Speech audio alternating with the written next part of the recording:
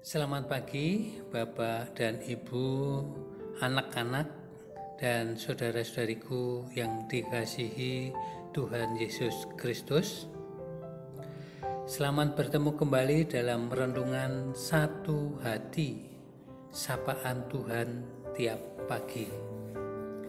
Tema kita kali ini adalah di balik masalah. Bapak, Ibu, saudaraku, dan anak-anak, ada suatu pertanyaan, mengapa masalah ini harus kualami? Mengapa aku? Mengapa bukan orang lain? Kalau Tuhan itu baik, mengapa Ia mengizinkan penderitaan? Mengapa Tuhan menciptakan seseorang dengan kelemahan mental, sementara yang lain tidak? Bukankah Tuhan peduli kepada orang-orang miskin? Tetapi, mengapa Ia membiarkan ada orang-orang miskin? Semua itu merupakan pertanyaan klasik dan abadi tentang Tuhan dan penderitaan. Kita barangkali tidak akan pernah tahu jawaban atas pertanyaan-pertanyaan klasik dan abadi seputar penderitaan dan Tuhan. Namun kita tahu bahwa ada segudang manfaat kesukaran masalah, penderitaan bagi hidup manusia.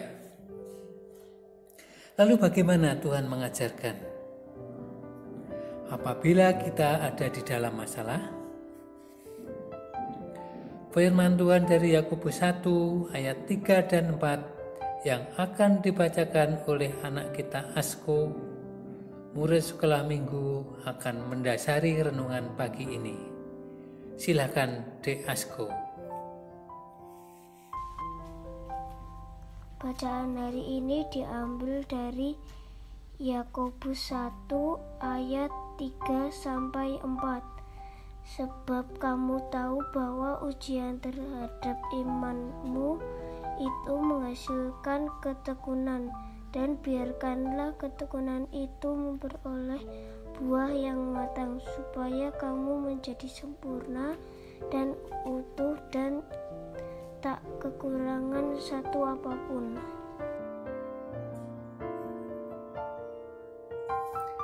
Nah, terima kasih Dek Asko. Rajin belajar ya nak.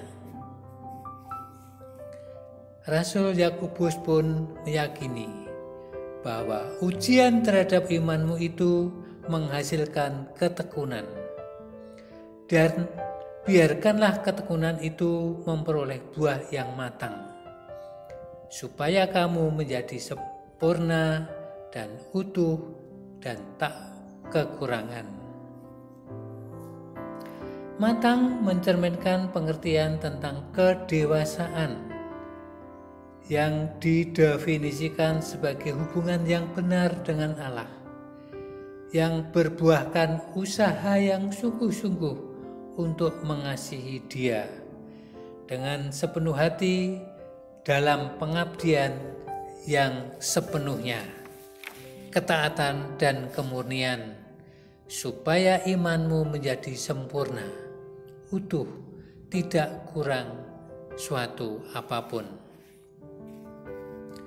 Ujian atau pencobaan kadang-kadang menimpa kehidupan orang percaya, supaya Allah dapat menguji kesungguhan iman mereka, yang pada saatnya ujian akan menghasilkan ketekunan. Alkitab tidak pernah mengajarkan bahwa kesulitan di dalam hidup ini selalu menandakan bahwa Allah tidak senang dengan kita. Kesulitan tersebut dapat menjadi tanda bahwa Allah mengakui kesungguhan kita, ketaatan kita, komitmen kita kepada Dia.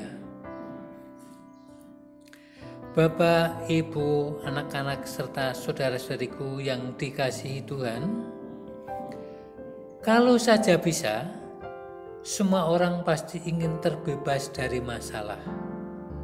Tapi selama masih hidup di dunia ini, siap atau tidak siap, suka atau tidak suka, kita pasti akan menghadapi masalah. Mulai dari masalah yang kecil atau sepele sampai kepada masalah yang kita rasa berat. Pada dasarnya, masalah mempunyai dua sisi. Mendorong orang untuk mencari Tuhan dengan sungguh-sungguh atau justru sebaliknya, membawanya justru semakin jauh dari Tuhan. Pilihan dan keputusan ada pada masing-masing orang. Jika kita memahami bahwa dalam segala hal Tuhan turut bekerja untuk mendatangkan kebaikan, maka kita takkan protes, mengeluh atau kecewa ketika mengalami masalah. Sebab Tuhan seringkali menggunakan masalah sebagai cara untuk menegur dan memperingatkan kita. Pemazmur berkata, "Sebelum aku tertindas, aku menyimpang, tetapi sekarang aku berpegang pada janji-Mu. Bahwa aku tertindas itu baik bagiku, supaya aku belajar ketetapan-ketetapan-Mu." Mazmur 119 ayat 67 dan 71. Namun, masalah juga sebagai cara yang Tuhan pakai untuk membawa kita kepada rencananya yang indah. Suatu kesempatan bagi kita untuk melihat kuasa pembelaan Tuhan, menguatkan otot-otot iman kita, dan memurnikan karakter hidup kita. Karena Ia tahu jalan hidupku, seandainya Ia menguji aku akan timbul seperti emas.